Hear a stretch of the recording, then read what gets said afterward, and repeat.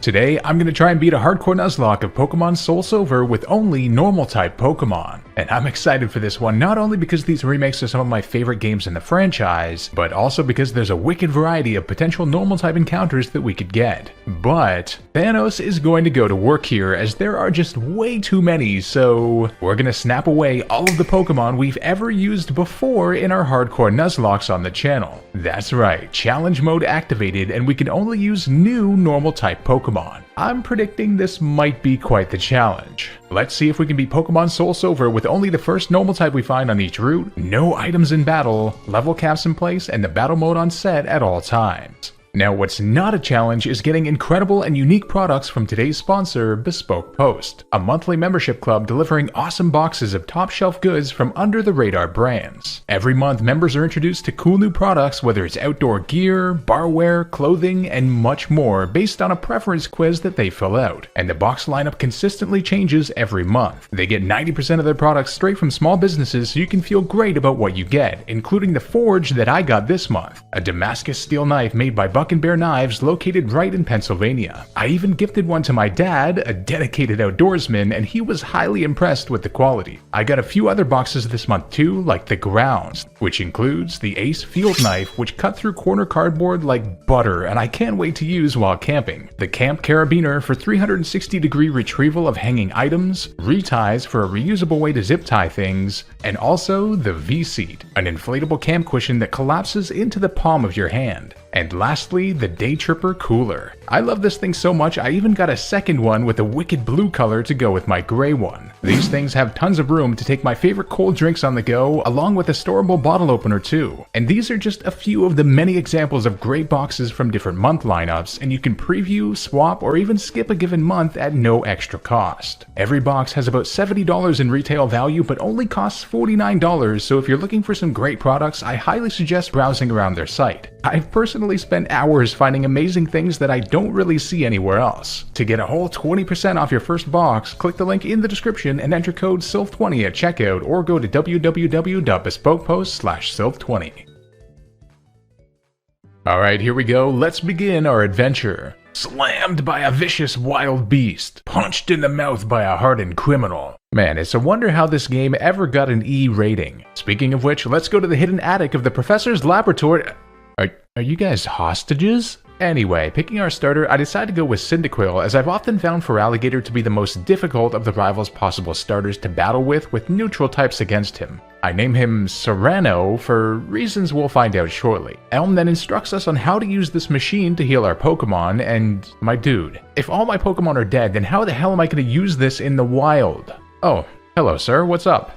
Ah, see, there you go. You absolute Now that's something useful. Mwah, I love you. After interrupting Mr. Pokemon and Professor Oak, the former gives us the Mystery Egg. Unfortunately, we have used the Togepi line before in our fairy run, so that will cancel out this as a viable encounter. That's a quote from the famous Professor Oak. Oh, you mean that guy that you were... Never mind. Near Cherry Grove, the guy that punched us challenges us to battle, and we actually got a critical hit on our very first attack in the game. Surely that's gotta be a good omen, right? Back at home, I make sure to have our mom save our money, and you guys know I'm always a big advocate for doing this, but it's going to be more important than ever in this run. On Route 29, Lyra ends up giving us some Pokeballs, meaning we can officially go find our first viable encounter. And we don't have to travel far, as here we find a Sentret. I've always wanted to use one of these to see how it does. I catch it and nickname him Brad, and Brad ends up having a lax nature, giving him plus defense stats and minus special defense. With a normal type in hand, it's now time to box Serrano. Oh god, no wait!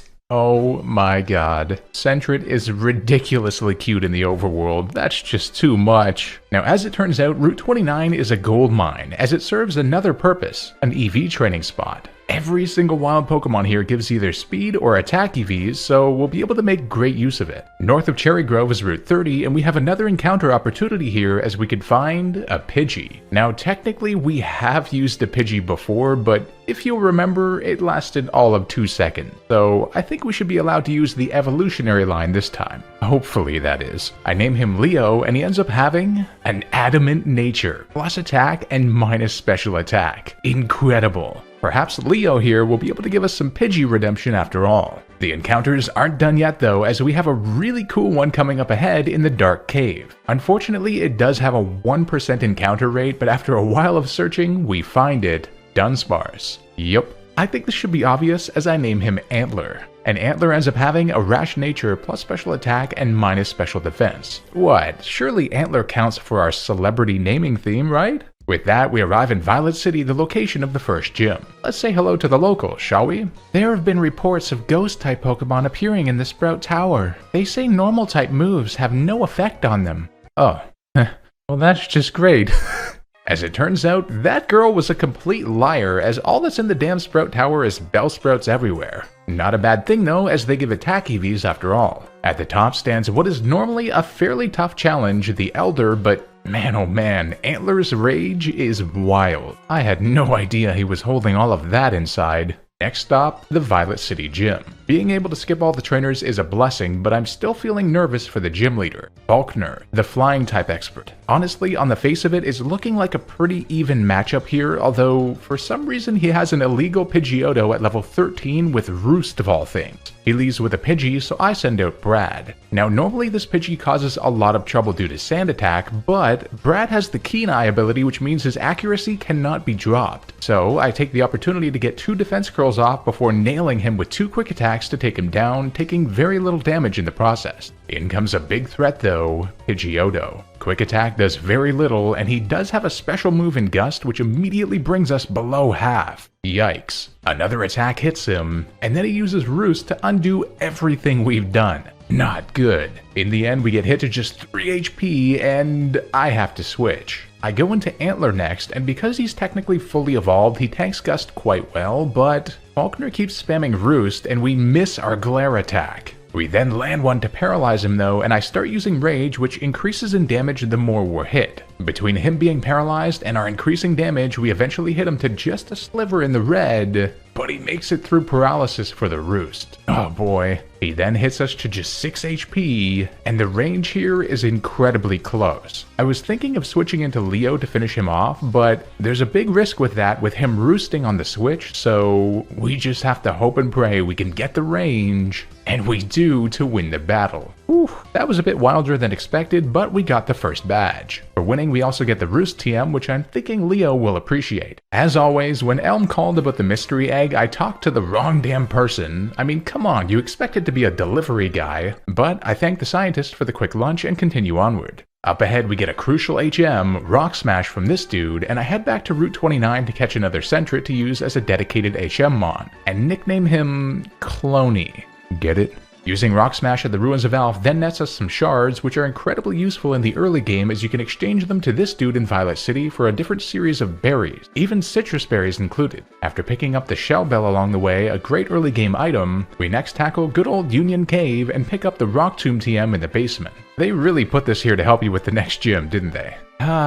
Even though it's raining, emerging out of the dark cold cave is a relief, and okay, this quote, out of all the ones we've ever heard, this quote right here, probably the most sus one in all of Pokemon. Well, Kurt apparently broke his back falling down the Slowpoke well while chasing Team Rocket and says, "Rats, if I were fit, my Pokemon would have punished them." Kurt, I don't think being fit allows you to survive 40-foot falls uninjured. That's not how reality works. Up next, Azalea Town, where the next gym is. Now, we have a great answer to the trainers in Leo, although having that minus special attack nature really hurts his gust power. Regardless, he's able to make it through even bigger threats like Kakuna and Beedrill, although not without a fight, that's for sure. During the process, we have our first evolution as Brad evolves into a Furret, a Pokemon I've never really used before, so I can't wait to see how he compares to other sort of Route 1 rodent Pokemon. It's time for the second gym leader, Bugsy, the, well, bug expert, obviously. His team is terrifying with a level 17 lead Scyther, and unfortunately Pidgey evolves just after the cap, so he's not really an option. However, right at level 17, Antler learned Rollout. It's a high risk if it misses and breaks the chain, but I go for Defense Curl on the first turn, and then he uses Focus Energy. Now, if you use Defense Curl the turn before Rollout, it doubles its power, and because it's 4 times super effective, it does massive damage after he just used Leer. Thankfully, on the next turn, he just went for Quick Attack, as a critical hit U-turn would have been devastating, but we land the next hit to take him down. From there, his Metapod and Kakuna are easy one-shots with a 240 and 480 power super effective move respectively. Antler, you are a savage. We also get the U-turn TM for winning, which I have a use in mind for later on. Shortly after the gym battle, Leo ends up evolving into a Pidgeotto, making him a more viable option for battle. Before we leave Azalea, we do have a rival battle with Silver, and of course he just has to lead with a Ghastly of all things, meaning we need a reliable non-normal move. Locking ourselves into rollout would be bad since he has Curse, so I lead with our newly evolved Leo instead, who takes him down in 2 gusts after just getting mean looked. In comes Croconaw next, and I hit it with Quick Attack as he hits us with Bite. This was a crazy back and forth, but ultimately our Shell Bell allows some recovery every turn, so we do outdo him, taking him down in 5 attacks, with the final one being a crit. Nice. His final Pokemon is Zubat, and with Leo already at the level cap, I switch into our newly evolved Brad, and although we got confused by Supersonic and hit ourselves in confusion twice in a row, we eventually knock him out in 2 quick attacks with less than half health remaining. The Ilex Forest then nets us the Cut HM for rescuing the Farfetch'd, and I'm thinking Cut would be great for some more same type attack bonus power, but we'd be stuck with it until Blackthorn where the move deleter is. However, there's an even better option right here. This dude who's slamming his head against the trees. He is technically a move tutor as he can teach our Pokemon Headbutt, an amazing 70 power stab move with a chance to flinch too. Let's go. Brad, Antler, it's your time to shine. In no time, we arrive in Goldenrod City, home to the 3rd gym. Before anything, I head to the department store where we can buy the Protect TM and also go to the drawing corner to try and get the #1 prize. It takes a while, but we get it, the Shadow Claw TM, which is Monday's prize. Should be helpful later. Now, the game corner does have some great TMs for us, but more importantly, the Silk Scarf item to boost normal type moves. I'm definitely not feeling like game cornering like crazy right now, so we'll come back here in a little bit. Before moving on, I make sure to teach the Protect TM to Brad and then hit up the Goldenrod gym. Well, what can I say here? Our normal types are just way more powerful than those of the trainers, especially with some power-ups like Headbutt and our recent evolutions. I'm not getting overconfident though, as next up, the most infamous gym leader of them all, Whitney. After a ton of preparation and theory crafting, I think I've come up with a reasonable strategy. Let's try it out. She leads with a Clefairy, so I lead with Antler. Now we have had some brutal and traumatic experiences with her Metronome here, but I go for a newly learned Yawn move right off the bat, and she went for Mimic of all things. I then hit her with Headbutt, hoping for the Serene Grace flinch, but we don't get it, and she lands a Yawn of her own. Are you kidding me? Regardless, I switch into Brad as planned, and with her asleep, I now try loading up Defense Curls. We get 2 off, and then she wakes up, goes for Metronome, and lands an Aurora Beam for not much damage. Knowing I need it, I go for Defense Curl again, then she lands a Yawn. Not good. We're too far in now though, so I go for another, and then she gets Sacred Fire on her Metronome, and gets the burn too. Oh no, devastating. My whole plan is shot as our attack is lowered now. I even had Protect to break her Miltank's rollout chains, but now I hit her Clefairy low, and then switch into Antler again, not knowing what the hell to do. I land another Yawn though as she heals, and then she yawns us again. From here though, I start defense curling on Antler himself. Ultimately, this was a crazy sleep war, but after maxing out our defense curls, I start using double power rollout, and the first takes her out with us at 46 HP left. I had even EV trained Brad enough to outspeed her Miltank and potentially flinch it with Headbutt, but now she uses Stomp on Antler, but we make it through for another rollout. We just need one more, please. But she uses Attract, and we stay immobilized. No way. Then, we land a Headbutt through her Attract and Flinch chance, then she heals nearly all the way. I'm feeling hopeless as we're brought low, but then we get a crit on our next one. Oh man, this is looking close. As we land another, but she survives on just a sliver, hits us with a Stomp to just 16 HP, but Antler pulls through for the final attack to win the battle. That was one of the most ridiculous battles ever, and my plan got flipped on its head. Just goes to show you, you need a plan B, C, and D in Hardcore Nuzlocks. Man oh man. Up ahead, we can grab some great team upgrades as we pick up the Payback TM and also the Quick Claw up ahead at the National Park, which I'm thinking could be good for a Pokemon like Dunsparce to add the Headbutt Flinch chance. Further to that, we also grab the Dig TM here, which I'm thinking will be crucial for type coverage. East on Route 38, we have an opportunity for a new encounter, and we get it, Stantler. And it turns out to have Intimidate as well. Amazing. I catch it and name him Walkin', and Walkin' has a Calm plus Special Defense and minus Attack Nature. Not great, but Intimidate alone is fantastic. Up next is Ecruteak City, but before we explore here, we can head east to pick up another Shadow Claw TM, and the Strength HM from the Hiker, a great 80 power stab move for our Pokemon. Getting the Surf HM for rescuing the Kimono girl, we can then head west of the city for another encounter. There are two possibilities here, but one of them, Snubbull, is a 1% encounter, so we inevitably find a Meowth instead. Now, ironically enough, this thing out-prioritized my Quick Attack with Fake Out. Not too often you see that happen. I name her Hathaway, and Hathaway ends up having a Naive plus Speed and minus Special Defense Nature, not bad, and also had a Quick Claw item on it too. Cool. Well, finally committing to the ridiculous Voltorb flip grind, I get enough coins for a hugely necessary TM, Thunderbolt. In the Burn Tower up ahead, we have a battle with Silver, whose team is now looking more frightening. Against his Ghastly, I lead with our newly caught Walk-In and go for Thunderbolt, and it's an immediate one-hit KO. Incredible. Making him a special attacker instead seems to have paid off after that minus attack realization. In comes Magnemite next, a Pokemon that's very hard to damage for us, but Thunderbolt does over half. He misses Supersonic, so we could smash him with another one for the KO. Then of course, Croconaw is weak to it, but does survive on just a sliver before landing an Ice Fang, but Walk-In's bulk seems to be pretty good for now as we tank it and take him out. His final Pokemon is Zubat, which of course was an easy one-hit KO for the victory. A pretty impressive debut for Walk-In. Oh hey guys, I brought a new friend. He fits right in with you. Oh, okay, bye.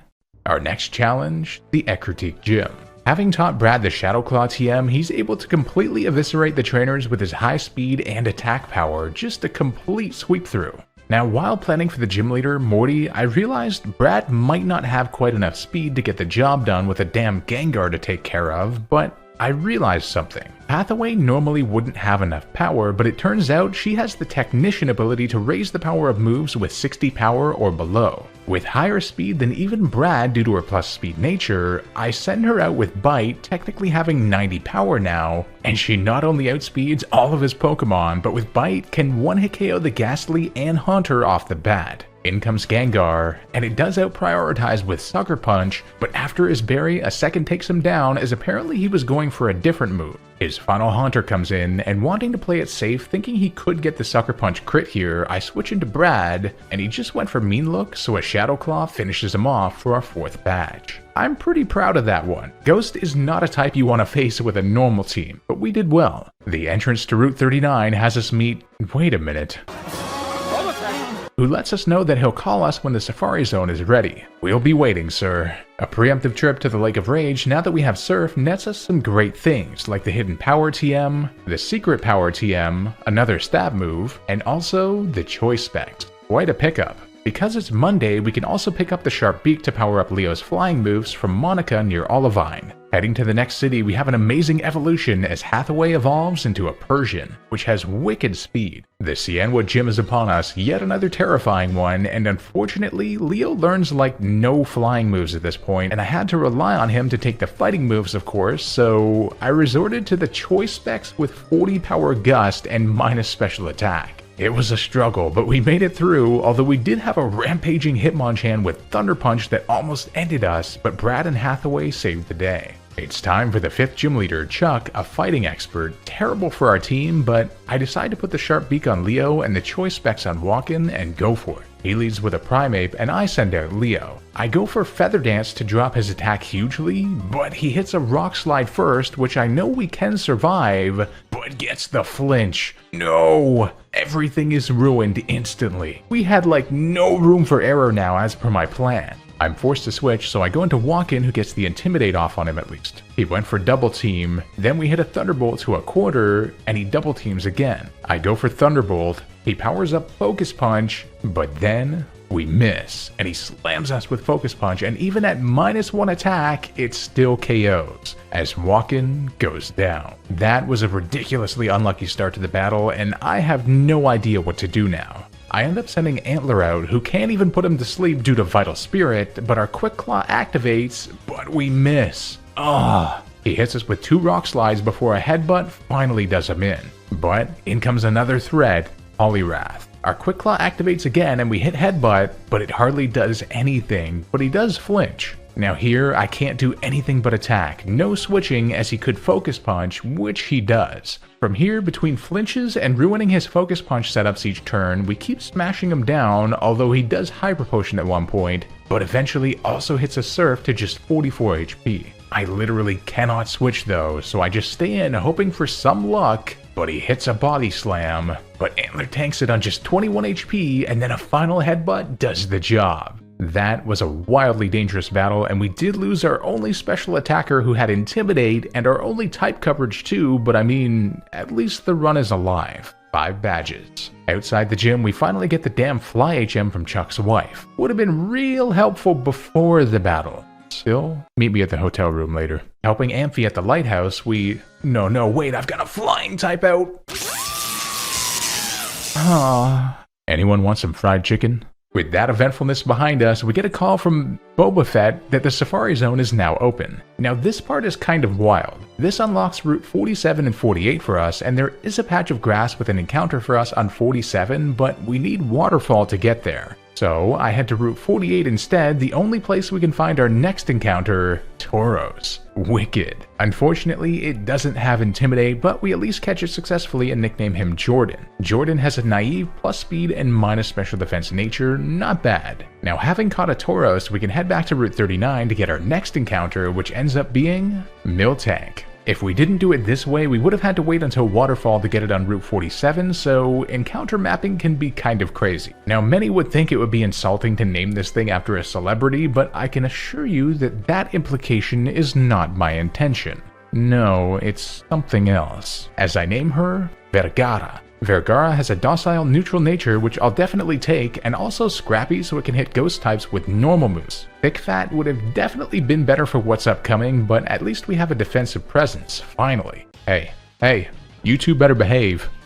Vergara ends up clutching the Red Gyarados battle pretty cleanly, then after Lance, kills a man, there's no other kind way to put it, we power through the Rocket Grunts with Jordan, who ends up being an absolute monster, even with Horn Attack, so why not make him even more powerful with the Strength HM? We then have a double battle with Lance against Ariana, and even after getting intimidated by Arbok, Jordan powers through a bunch of Pokemon. I've been wanting to use a Tauros forever, and this is a big part of the reason why. We're going to tackle the Mahogany Gym next for level cap reasons and, proximity reasons too. And here, Brad puts in some serious work against the trainers. Never thought we'd have something on a normal team that could outspeed a Jinx and hit it with Shadow Claw. The 6th gym leader is Price, the ice specialist, and I think I have a good plan for him. He leads with a Seal, so I send out Vergara. With Body Slam, we do great damage, but we do get hit with an Icy Wind to drop our speed. Regardless, we outspeed on the next turn and take him down with a second attack. In comes Piloswine next, and Body Slam does only a quarter on it before he begins the hail. Our next Body Slam hits him below half before his berry, and gets the paralysis though.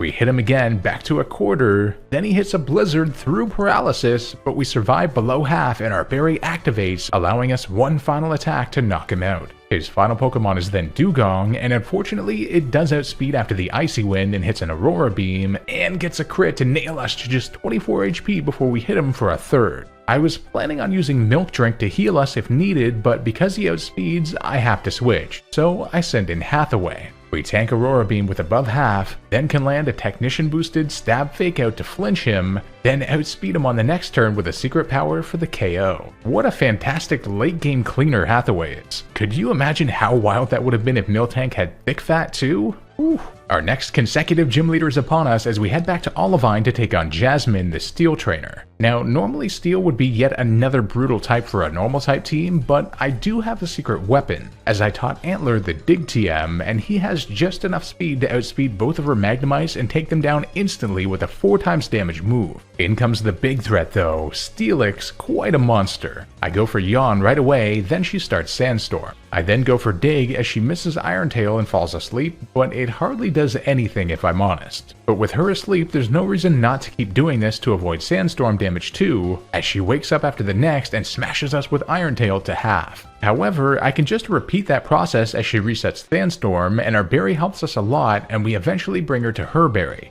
Perfect time to bring out my trap card. While she's asleep, I switch into Vergara, who I taught the Focus Blast TM to from the department store, and we actually land it, but she survives on just a sliver. After healing, we hit another, and she survives again, but then we land a third in a row to take her down. Hitting 3 Focus Blasts in a row? Yup, I think we just made history. Shortly after the battle, we have a wicked evolution as Leo finally evolves into a Pidgeot at level 36, giving us some great stat upgrades all around. Okay, you know how we have a running joke here where we come down to the basement and get our rocket outfit, and we usually have a really thematically compatible Pokemon like Houndoom or Umbreon with us? Well, I'm not quite sure this qualifies. Jordan is as beastly as ever, smashing through the rockets, and because it's now Tuesday, I have an interesting plan. I head back to Route 29 to visit Tuscany, who we can get the Twisted Spoon item from to boost psychic moves. This allows us to then challenge Petrol, feeling relatively safe, well, as safe as you can feel against his exploding coughings and wheezings, as his team is ridiculously physically defensive and we have all physical moves, but we do have Zen Headbutt. The only risk here was missing, but I mean, come on, Michael Jordan never misses, as we sweep through his entire team with the help of the new item. In the Goldenrod Underground, we have another battle with Silver, with his team having had a lot of upgrades, but as fast as his team is overall, I think we're faster. He leads with a Golbat, and unfortunately we can't use Fake Out as it has inner focus and can't flinch, but Secret Power hits for over half and paralyzes, so we get another off before taking any damage. Hathaway, you legend. In comes Feraligatr next, and Secret Power does a third or so before Thrash does the same to us. We duke it out here, but Hathaway emerges the victor with the help of our berry, taking him down with half our HP remaining. In comes Magnemite next, and here I have a clever plan, as I hit it with Taunt and then it couldn't use Thunder Wave. This allows me to safely switch in Antler to tank Sonic Boom and hit it with the Dig for the easy KO. Sneasel was then handled by 2 headbutts after it hit us slightly below half with 2 feint attacks, and then in comes Haunter. And, well, I got overconfident with how things were going. I was like, well, it can't hurt us at all, and I can just put it to sleep, but it goes for Mean Look of all things, and I was like, as I realized my mistake. I forgot to attach the citrus berry I planned on having at this point. It's 1 turn before he goes to sleep after Yawn, but yup, he goes for Curse, and we can't damage him at all. This was incredibly painful, but these kind of slip-ups can definitely happen in Hardcore Nuzlocks, as I can do nothing but watch Antler die. Although, come to think about it, he did get my namesake Kingdra killed, so we'll call it even. From here, I can send in Hathaway though for the Feint Attack KO to win us the battle at least. Near the top of the radio tower, we have our final battle with Ariana, and, well, Brad is apparently wanting redemption for Antler as he crits Arbok for the KO even through Intimidate. Damn. From there, I can switch in our now fully evolved Leo for the instant KO on even such a defensive beast with Fly, and then I can't switch out when Murkrow comes out because of the Super Luck Pursuit crit chance, so I go for Fly, and it does enough to KO. Alright, Leo finally coming into play big time. The final rocket battle is against Executive Archer at the Observation deck, and here I attached a Silk Scarf on Jordan, who devastated his Houndour in 1 hit, barely didn't take down the coughing with Zen Headbutt, but he went for Smokescreen, then a higher accuracy Strength took him out. In comes his Houndoom though, quite a monster, but we land a Strength and get a crit to wipe him off the map. Man oh man, this thing actually reminds me of Michael Jordan. He just makes the plays that need to happen. With that, we finally get access to Route 44, where we have another encounter opportunity. In this one patch of grass in the middle, we can find a Lickitung. Great. No, in all seriousness, this thing might be decent. I catch him and nickname him Billy Ray, and he has a gentle plus special defense and minus defense nature, which is alright. Entering the ice cave next, we get a call from our mom, but sorry mom, I'm busy. Along the way we found the Avalanche TM and the Never Melt Ice before arriving in Blackthorn City where the final gym is. Before that though, we can hit up the other side of the Dark Cave in which we can get the black glasses to boost dark moves, a good find for later. After learning Rollout, we can also evolve Lickitung into a very bulky Licky Licky. Oh god, why? Also, our mom is definitely coming in clutch with the Silk Scarf purchases we can pick up from the mart. Very handy. With that, let's take on the final gym, the Blackthorn Gym. Not only does this gym have a really cool design, but we also get to test out our new tanky Pokemon, and Billy Ray is indeed tanky, slamming through all the trainers with strength and taking very little damage in the rare times that they land an attack. Well, it's time. The 8th and final gym leader, Claire, the Dragon Specialist. Oh, Thunderbolt would have been really great right now as she leads with an Intimidate Gyarados of all things. However, Vergara does outspeed and lands a Body Slam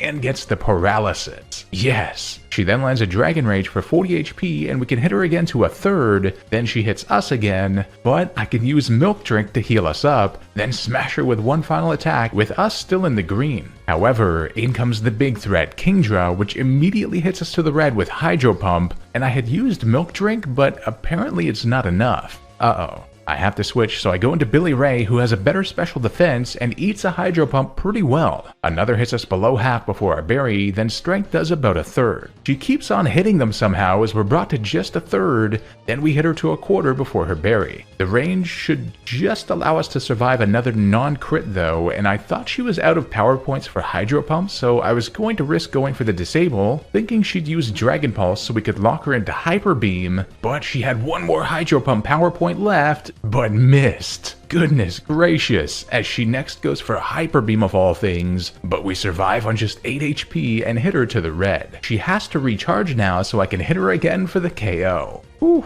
From there I could switch it to Vergara, who could handle her Dragonair with 38 HP remaining despite getting paralyzed by it. Then Jordan proceeded to struggle against her final Dragonair between paralysis and her healing repeatedly, so after the final heal I switched into Hathaway, who tanked a Dragon Pulse with below half, then could priority Fake Out for the win and our final badge. A huge challenge still awaits though as the Kimono girls await us in Ecruteak City. With 5 consecutive varying type battles, this is a really tough challenge, but what I did was finally wait until we could get the return TM from the department store girl and taught it to Jordan. With a 102 power stab move with the Silk Scarf attached, Jordan does amazingly, thankfully making it through confusion from Umbreon and taking it down in 2 attacks, then sweeping through Espeon, Flareon, and even outspeeding Jolteon due to her plus speed nature. And finally, Vaporeon was a bit more of a struggle but only connected 1 Surf, so we made it through. Priority Fake Out with Hathaway would have been great too since they're each new battles, but the frailty was too much of a risk. Probably the easiest Kimono Girl run that we've had. Hey, wait a minute, I never even knew this platform was here. Huh, pretty cool. After activating the Tidal Bell, we summoned the almighty Lugia, and, well, who would have thought a mere bull would be a comparable match for it? Go Jordan, go. Up ahead we find the house where all the type boosting item days of the week people live apparently, and this is a cult, isn't it? Our journey next brings us to Victory Road, and oddly enough we actually have a viable encounter available here as it ends up being none other than an Ursaring. I catch it and nickname him McFarlane, who gets sent to the PC for now. We also pick up a wicked TM, Earthquake, near the end. Fantastic. With the level cap now much higher than his levels, the final rival battle with Silver was quite manageable, especially after teaching Earthquake to Jordan. With massive power return in addition to great coverage from Zen Headbutt, Payback, and Earthquake, he actually has the perfect combo to be able to sweep through his entire team with relative ease. With that behind us, we arrive at our final Johto destination, the Pokemon League. Checking out Ursaring in the PC, he ends up having a Rash plus special attack and minus special defense nature, not great, and the Guts ability. I was really hoping for Quick Feet as that resolves his main problem, low speed, but still, I think replacing Brad for now is in order. After getting McFarlane burned using a Magmar in the Burn Tower and teaching him the Facade TM from the Goldenrod Lottery, it's time for the Elite Four. The first Elite Four member is Will, the Psychic Expert, whose team is quite challenging for us on the face of it with its bulk and awkward typings too. He leads with a Xatu though, and I send out Hathaway with the black glasses attached. I can use Fake Out right away to flinch and then outspeed and take it down with a Technician Feint attack on the next turn. Nice. Jinx was then able to be outsped and taken down in one hit with the same attack, and then in comes Executor. This thing is really bulky, but I taught Hathaway the U-turn move, which is 4 times super effective, but it just barely survives on like 1 HP. Damn. From here though, with the free pivot at least, I can switch into Leo, who, after he heals, hits him below half with Fly, tanks a Psychic with over half, and then lands another one to take him down. In comes Slowbro next, a defensive monster, so I switch into Billy Ray. He ends up going for Curse and Amnesia here, during which we could use Swords Dance I got from the game corner and eventually smash him with 1 strength. Now the amazing thing is that Billy Ray actually has own tempo and can't get confused by the final Xatu, so 1 attack does him in for the win. Up next is Koga, the poison type expert, and I thought about this one for a while, but then realized the perfect opportunity. He leads with an Ariados, and I send out our newly caught McFarlane, who's pre-burned. With Guts to raise our attack since we're burned, and Stab Facade for 140 power with a status condition, and the relatively slow team that he has, we smash his Ariados in 1 hit, his Fortress in 2 after it just used Toxic Spikes, his Muck in 1 hit as well amazingly. Then our Citrus Berry healed us as Crobat came in, but it just went for double team anyway, so we smashed it as well. His final Pokemon was Venomoth, and even with our speed maxed out, it still outsped us with Psychic, but we survived on just 42 HP before annihilating it. McFarlane, that was a wild display of power. Next up, another huge challenge, Bruno, the fighting type specialist. With a normal team, I am terrified, but we have one answer at least. He leads with a Hitmontop, and I lead with Leo. Straight up, Leo proceeded to one-hit KO his Hitmontop and Hitmonchan immediately with Sharp Beak boosted Fly, only taking a quick attack in the process. However, in comes Onix next. I have to switch, so I go into Jordan. They end up battling it out with Earthquakes, and Jordan emerges victorious after 2 of them, at which point Hitmonlee then comes out. I have to switch here, so I go back into Leo, who tanks High Jump Kick in the red. Damn, that would have KO'd anything else on our team easily, before then taking him down with Fly. However, that maneuver ended up being an inevitable sacrifice because, well, in comes Machamp. Now you might say, what do you mean, Self? Just use Fly. But Machamp has no guard, meaning he can hit us with any attack with unfailing accuracy, even when we're in the air, which he does, taking down Leo with a cross chop. Rest in peace, buddy.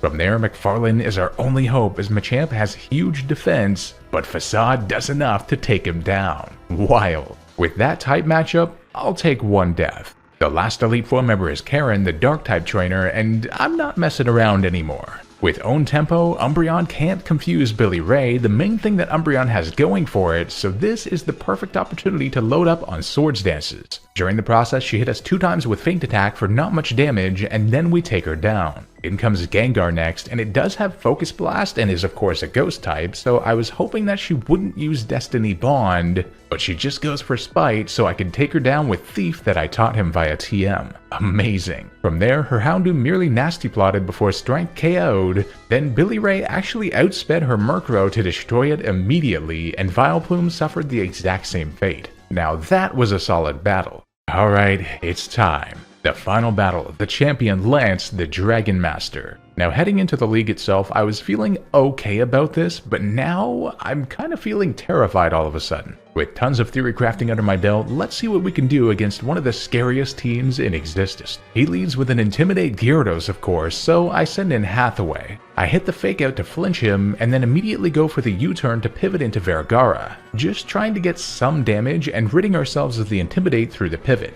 Vergara tanks Waterfall well, and then lands a Body Slam, and gets the paralysis again, but it didn't help as he hit the next attack. With him paralyzed though, I can use Milk Drink, and then he stays paralyzed, so another attack finishes him. 1 down. In comes one of his Dragonites next, and with Milk Drink and good defenses, I decide to try and tank through with Body Slam. He did Thunder Wave us at one point, but ultimately Vergara did the same thing to him with Body Slam. Then when he used Hyper Beam, I could Milk Drink on his recovery turn. Then we still outspeed since we're both paralyzed, so another takes him down. In comes his more powerful level 50 Dragonite, but I'm still feeling pretty good here. But he goes for Outrage, and gets a crit and instantly devastates Vergara. No way. Honestly, she could have done a large part of this battle by herself, which is what I was planning. Not good. Here I send in McFarlane, desperately hoping it can survive an outrage, and it does on just 19 HP and can land a double power, gust boosted, 4x super effective avalanche since he got hit already to eviscerate him. But we do go down to the burn. Man oh man. He then sends in his final Dragonite as I send in Billy Ray. Dragon Rush does big damage and then I Swords Dance. He hits another consecutively even through low accuracy to the red before our berry, then Strength doesn't do enough. I have no choice though, so he hits a third 75% accuracy Dragon Rush in a row to KO Billy Ray. Here I send in Jordan though, who can revenge kill with Return from there. In comes Charizard next, and Return does 3/4 on him, then Air Slash hits us below half, but then we can KO with another on the next turn. In comes a huge challenge though, his final Pokemon, Aerodactyl, who resists our stab move. Uh-oh. Now I sat here and planned this out like crazy, and I think there's only one way to survive this. I hit it with Return for less than half, then he hits a Rock Slide, and we survive on just 10 HP. Here I switch into Hathaway now, and Aerial Ace does over half. Now my calcs are telling me that Fake Out and then an outspeeding Secret Power would likely not do enough from here. It's a huge risk, and that would cause him to full restore if he does survive, so that would end us. As a consequence, I decide to Secret Power him instead, and then we get taken down by Aerial Ace. Poor Hathaway. We have just one Pokemon remaining on 10 HP, but with our plus speed nature and him not being in healing range, we land the Return, and we get the knockout for the win. That Miltank crit was devastating, but we pulled through and made it to the Hall of Fame. That was a wild journey through Johto, but this adventure is not over yet. After depositing all of our losses in the PC, what a sad sight, this might look impossible. But don't forget, we still have Brad, who we opted not to use. We then get the SS ticket from Elm in his lab, so hitting up the port in Olivine, we can set off on the SS Aqua to the Kanto region. Upon arriving in Vermilion City, we can begin to take on the Kanto gyms. Now, as I'm sure most of you know, the gym leaders here are often generally easier than in Johto, because at this point you generally have a full team of fully EV trained Pokemon, but I mean, admittedly we only have 2 Pokemon. Regardless, Jordan came in absolutely clutch against them, outspeeding and taking down everything on Lieutenant Surge's team with Earthquake for instance. In Saffron, we could also pick up a vital item, the upgrade from the Sofco. Yes, it's my company and technically my product too. The Saffron gym was then a bit scary against Sabrina as we do outspeed everything that she has, but Espeon barely survived a Return in the red, then nailed us with Psychic, but thankfully no crit, so we could take it out and then even her Mr. Mime and Alakazam too from there. In Celadon City, we can then hit up the game corner for a long while, playing Voltorb Damn Flip until we get over 10,000 coins, which allows us a new encounter actually, Porygon, who I nicknamed Carrie. Carrie has an impish plus defense and minus special attack nature, kinda brutal. Oh, hey Maylene, I think you're in the wrong game. Trade evolving Porygon with the upgrade allows us to get a wicked Porygon 2, and man am I ever excited to use this thing, as we can get it with an upgraded moveset from the Game Corner TMs too. Heading to the Celadon gym, Hey, what did you do with the other old man, Game Freak? Now, here is a demonstration of just how amazing Porygon 2 is, as we face off against Erica, and huge special attack combined with Ice Beam and great defenses too have us take on her whole team with Carrie, leaving us with very little damage in the end. Even against Misty and Cerulean, we could use Thunderbolt for a similar effect. This is the coverage I've been dreaming of all game, and we even have Recover too. Quagsire was a bit trickier in my head, but Tri-Attack does the job with us just below half. In the Lavender Tower, which is now a radio tower, poor Pokemon souls, we can grab the upgrade for the Pokegear, and heading back to the Diglett Cave area, we can now tune in our radio to the Pokeflute to wake up a massive Snorlax. Our final encounter, which I just chucked my Master Ball at.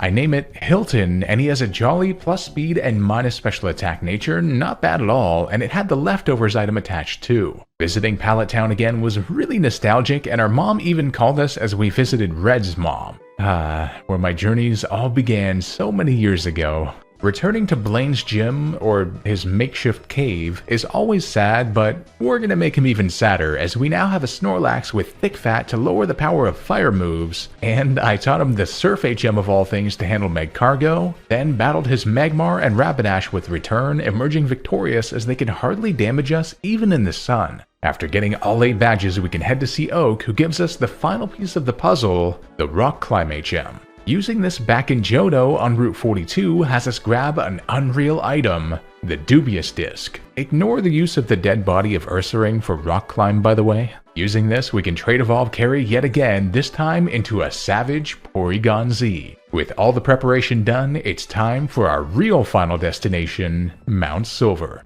After picking up the Expert Belt item, the perfect item for Carry, we make it to the summit, where the most powerful trainer in the 2 regions awaits, Red. With no words needing to be spoken, let's do battle. Red leads with his trusty Pikachu, and I lead with our trusty Jordan. We immediately outspeed and take him down with Earthquake, leading us to a good start in the battle. In comes Blastoise next though, so I switch into Carry immediately, knowing that because Blastoise's defense is so high, our download ability would increase our special attack to sky-high levels. We tank Blizzard well, and then land a hyper-powered Thunderbolt to annihilate him. In comes Venusaur next, and having taught Carry the Psychic TM from Saffron, he destroys it in one hit as well. Unbelievable. However, in comes Charizard next. Now the speed tier is close, and I don't think we should risk it, so I switch into Jordan, and he went for Flare Blitz, which hits us to half. From there though, we can outspeed and smash him with the 4 times damage Rock Slide to wipe him off the map. In comes Lapras next, and here we've got the perfect counter, Hilton with Thick Fat resisting his Blizzard with ease. Between Hail and our leftovers, it was a lengthy process, but Hilton tanks him out and lands 2 returns to take him down, being left at over half remaining. In comes his final Pokemon, his very own Snorlax, creating one of the bulkiest battles I think we've ever had. I'll be damned if Hilton loses his pride here though, as we duke it out, both being brought below half. He seems to be just out of range of a return though, but he hits us with a crunch to a quarter. Then we can land a massive power Ultra Destructo Stab Giga Impact for the final blow to beat the battle legend himself. What a run that was. This was incredibly fun using a whole bunch of unique Pokemon, and it's tough having no stab super effectiveness at all with our main type. But we pulled through to beat a hardcore Nuzlocke of Pokemon SoulSilver with only normal types. I hope you had fun with the run, and if you did, don't forget to hit that subscribe button as it really does help a lot and grows our community. A huge thanks to my YouTube members and patrons who make these videos possible. If you'd like to support and get your name up here, the links are also down below. If you enjoyed, drop a like down below to help the video out and leave a comment letting me know what kind of run we should do next, and I'll see you guys for our next challenge video.